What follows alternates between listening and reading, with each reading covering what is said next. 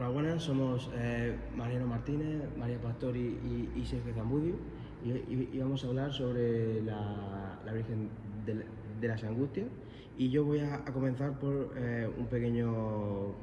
una pequeña introducción y contexto sobre esta obra. Murcia, al igual que toda España, acaba de salir de la Guerra de Sucesión Española, la cual causó mucho daño al país. Sin embargo, Murcia tuvo una expansión económica muy importante durante el siglo XVIII que le permitió hacer importantes obras barrocas como esta Virgen de las Angustias y muchas más, destacando por supuesto el majestuoso y imaginante barroco de nuestra catedral.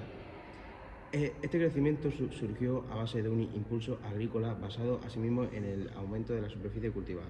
Esto hizo crecer en gran medida la huerta murciana, algo que trajo consigo los asentamientos de la población en muchas de las pedanías que conocemos hoy en día. El siglo comenzó con la finalización de la iglesia de San Miguel, al igual que con el monasterio de los Jerónimos, en la huerta de Guadalupe, el convento de Santa Ana o el convento de Santo Domingo. Durante estos años y prácticamente durante todo el siglo destaca la figura del autor de esta obra, Francisco Salcillo, que creó una escuela murciana de escultura de la que formaron parte numerosos artistas y que de hecho sigue vigente a día de hoy en Molina de Segura. No solo elaboró imaginería para distintas cofradías, sino también el famoso Belén para la familia Riquelme, expuesto en este museo, el Museo Salcillo, junto a los pasos de la cofradía de Jesús Nazareno. Hola, soy María y voy a hablar ahora de la biografía de Francisco Salcillo. Francisco Salcillo y Alcaraz nació en Murcia el 12 de mayo de 1707 y fue bautizado en Santa Catalina. Recibió el nombre de su abuelo paterno Francisco Antonio José Gregorio y fue apadrinado por Francisco José de Herrera. Era hijo del escultor napolitano Nicolás Salcillo, llegado a Murcia desde Italia. Se formó en Murcia estudiando arte, filosofía y matemáticas en el Colegio Jesuita de San Esteban. Se puede decir que tuvo acceso a recursos que le proporcionaron gran cultura visual, humanística y teórica. Por algunas fuentes se demostró que siempre tuvo gran interés por la cultura clásica, a la que visitaba con frecuencia gracias al fruto de su imaginación. En su vida personal llenaron su tiempo otras artes, como es el caso del salterio, arte en el que fue iniciado por el músico Tadeo Tornel, con el que compartió responsabilidades en la Real Sociedad Económica de Murcia. Francisco demostró en su juventud una gran devoción cuando estudiaba dibujo y colorido con el clérigo Manuel Sánchez. Al parecer entró como novicio en el convento de los Hijos de Santo Domingo de Guzmán, pero tuvo que abandonarlo para encargarse del taller de su padre cuando éste fallece en 1727. Cuando se hace responsable de los encargos pendientes junto a sus hermanos, a diferencia de ellos, Francisco sabe dar a aquellas obras un toque personal que les individualiza.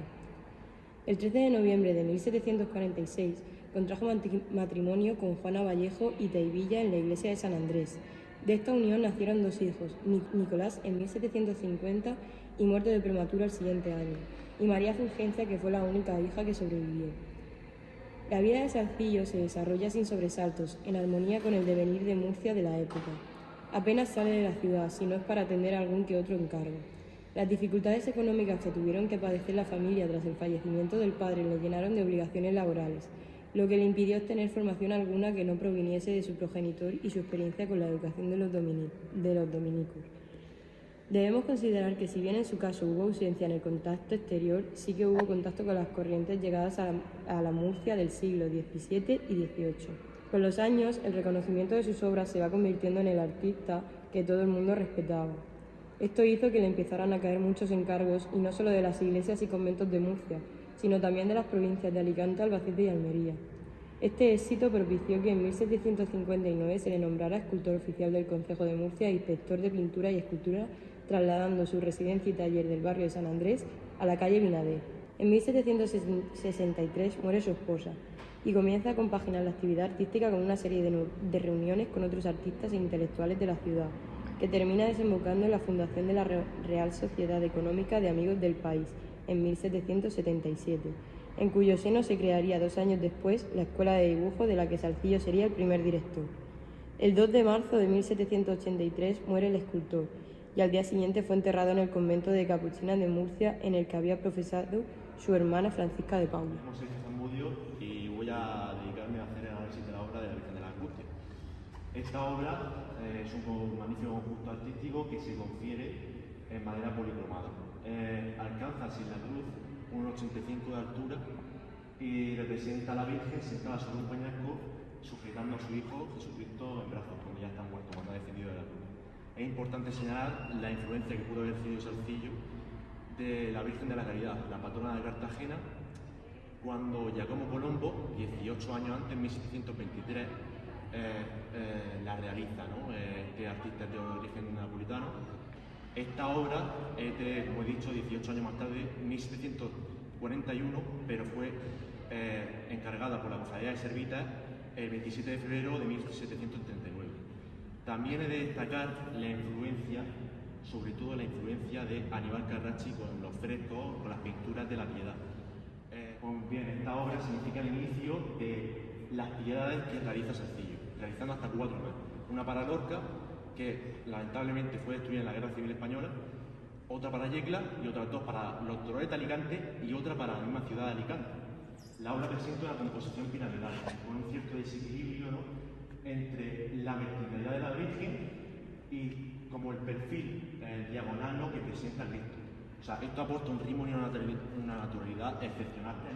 Aquí solo se ven 2, pero añade otros 2 más, añade 4 ángeles para, de cierta forma, a añadir ese toque dulce y sentimental característico de su obra, a lo que estamos acostumbrados, a pesar de que en la Virgen, a diferencia de todas las demás piedades, aparece con un rostro maduro, ¿no?, un rostro sin idealización.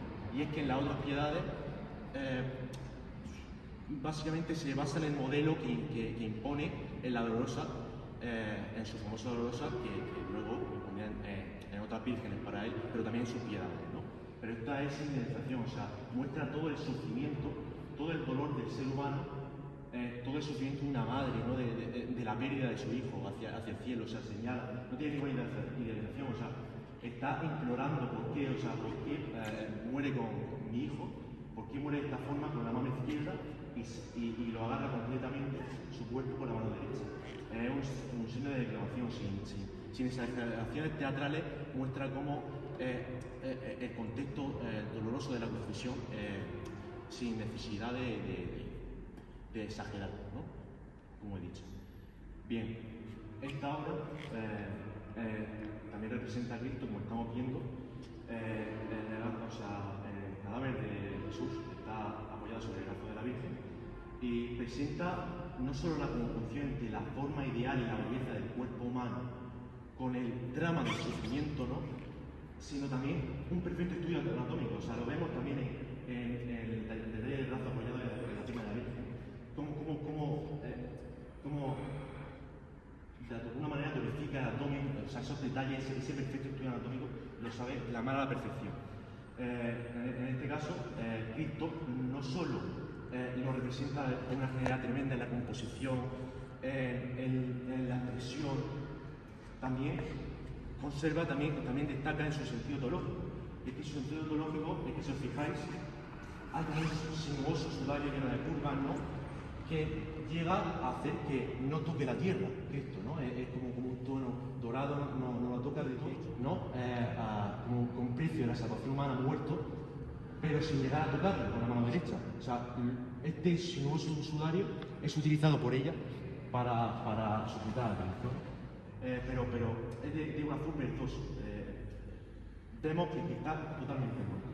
Y bueno, para mí, sin lugar a dudas, esta obra, la Biblia del imaginero murciano, es la perfección para ver cómo representaba sus imágenes, ¿no?, fusionando dulzura, pasión, sufrimiento, muerte, redención y divinidad, como solo él lo sabía lograr. Y en este caso quería concluir con una reflexión acerca de la ubicación de este lugar, ¿no? Y es que tenemos que saber que nos encontramos en la Iglesia de Jesús, también en la sede canónica de la cofradía, de la imagen que estamos viendo, del titular de nuestro Padre Jesús Nazareno, una magnífica obra anónima. Es procedente de la iglesia de San Bartolomé, pero debido a los daños causados en los últimos años en el retablo mayor y también en la capilla de la misma Piedad, y se ha decidido llevar aquí porque este es el hogar del Museo Salcillo, ¿no? Y para mí no hay mejor lugar que este, porque se integra perfectamente en el entorno y se trata de uno de los mayores tesoros artísticos no solo del país, sino a nivel mundial, ya que en este mismo lugar se encuentran otras obras de un valor artístico incalculable, como he dicho, la imagen, pero también toda la obra, toda la gubia del escultor de Museo Salcillo, toda la obra de la cofradía, ¿no? Y claro, ahora con la presencia de la Virgen de la Angustia, el reconocimiento de este lugar se ve ampliado, contribuyendo aún más a la riqueza artística de este lugar.